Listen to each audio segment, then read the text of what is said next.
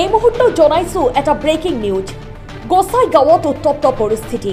গোসাইগাঁও পৌৰসভাৰ বিৰুদ্ধে গুণ্ডাৰাজৰ অভিযোগ। এজন ব্যৱসায়ীক গৰুলকৈ প্ৰহাৰ। আক্ৰমণত আহত সুব্ৰত পণ্ডিতক চিকিৎসালয়লৈ প্ৰেৰণ। গোসাইগাঁও বজাৰ বন্ধ ঘোষণা স্থানীয় ৰাইজ তথা ব্যৱসায়ী সমিতিৰ। পাচলি ব্যৱসায়িক আক্ৰমণ। পৌৰসভাৰ নেতৃত্বত গোসাইগাঁও চহৰত গুণ্ডাৰাজৰ অভিযোগ ৰাইজৰ। পৌৰসভাৰ অধীনৰ এখন ব্যৱসায়িক প্ৰতিষ্ঠানক লৈ বিবাদৰ আৰম্ভণি। পৌৰসভাৰ বিৰুদ্ধে ৰাইজৰ প্ৰতিবাদ। পৌৰসভাৰ অধ্যক্ষৰ বিৰুদ্ধে প্ৰতিবাদী কাৰ্যসূচী ৰূপায়ণ কৰে স্থানীয় ৰাইজে। এটা গুৰুত্বপূৰ্ণ বাতৰি জনাইছো। গোসাইগাঁৱত এক উত্তপ্ত পৰিস্থিতিৰ সৃষ্টি হৈছে। গোসাইগাঁও পৌৰসভাৰ বিৰুদ্ধে গুণ্ডাৰাজৰ অভিযোগ। এজন ব্যৱসায়ীক গৰুলকৈ প্ৰহাৰ। এই আক্ৰমণত আহত হয় সুব্ৰত পণ্ডিত আৰু সুব্ৰত পণ্ডিতক চিকিৎসালয়লৈ প্ৰেৰণ কৰা হয়। গোসাইগাঁও বজাৰ বন্ধৰ ঘোষণা স্থানীয় ৰাইজ তথা ব্যৱসায়ী সমিতিৰ।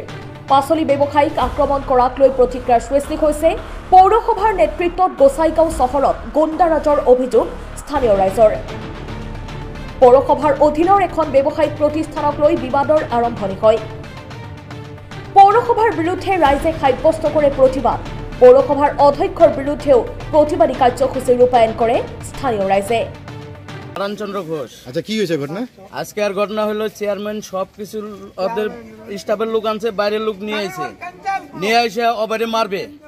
ঠিক আছে, আমি সামনে সামনে দাঁড়ায় আমারও দরকারে ফেলে অভয় আমার ভাই। ঠিক আছে, তারপরে আর মারতে না পেরে কি গুলো দোকানে লাথি লুথি মাইরা টাকা পয়সা সব আইলে জেলে কইরা টাকা পয়সা নিয়ে গেছে। কিসের জন্য এই ঘটনা ওই দিনকে ওই যে প্রদীপের সাথে কিবা তর্কাতর্কি হয়েছিল অভয় ঘোষের। ঠিক আছে, অভয় ঘোষ আছে এইখানেই। ঠিক আছে, আমার ভাই অভয় ঘোষ ওর সাথে তর্কাতর্কি হয়েছে। ওই জন্য আজকে ওরা মারার জন্য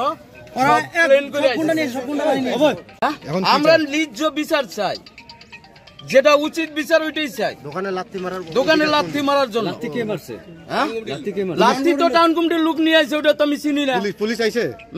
পুলিশ এই মাত্র আইছিল। জানাইছো তোমরা? পুলিশ এই মাত্র জানানো হলো, ফটো করে নিয়ে গেল দোকানটা। শান্তি আছে, বাংলাদেশও নিচিনা ভাব ধরিছে ইয়াত।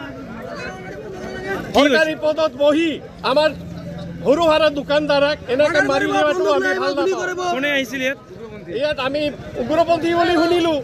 উগ্ৰপন্থীৰ যুগে নাই, এতিয়া শান্তি হৈছে। এতিয়া অশান্তিটো লগাই দিল আমাৰ ইয়াত। এইটো অশান্তিটো আমি মানি নল'ম। তো কোনে কৰিছে? আমি GST পেড কৰিহে ইয়াত বিজনেছ কৰোঁ। আমি কিমান কষ্টৰ মাধ্যমত বিজনেছ কৰি আছো, তাৰপিছত বিজনেছমেনৰ ওপৰত ইমান অত্যাচাৰটো আমি মানি নলওঁ।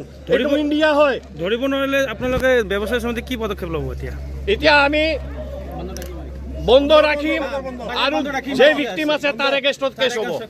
এতিয়া প্ৰশাসন কি কৰে? চন্দ্র ঘোষ, কি হয়েছে তোমার লগে? ঘটনাটা হচ্ছে ওরা টাকা ঘুষ খাইতে খাইতে মার্কেটটা নষ্ট করেছে। ওদিনকে এখানে ঘুষ খাই দূরে দোকানে কাঁচাল বাজাইছে।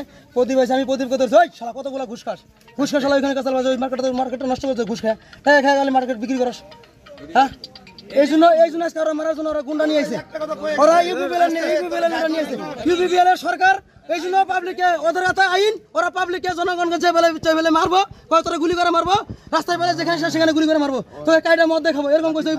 আজকে ঘুষাকে টান কোন চেয়ারম্যান কইছে, চেয়ারম্যান নিজে কইছে। নাম কি? নাম হলো ববিল্য কুমার ইস্তিলারি।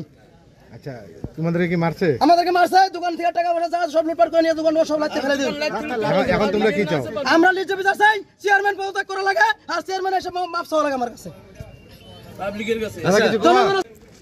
ঘটনাটা আমরা কিছু দেখি নাই, খালি একাই দিছি এইটুকুই। কে লাথি মারছে? এটা টাউন কমিটির একজন, নামটা তো জানি না, টাউন কমিটির মানুষ। এটা তোমরা না থাকলে কি হলে? ও তো মারি ফেলাইলাই, আর দোকানে লাথি টাথি মরে টাকা পয়সা সব নিয়ে গেল। ও লাথি মারা যাওয়ার লগে লগে আমার সব দোকান যত আছে দৌড়ি আসে। আইন লাগে, উচিত আইন লাগে। উচিত আইন না হলে আমার একদম দোকান বন্ধ থাকে। পুলিশ আইছে না? পুলিশ তো আইছে, পুলিশ আমি মাতিছো, পুলিশক আমরা দেখাইছি। Bureau report, BN live fast.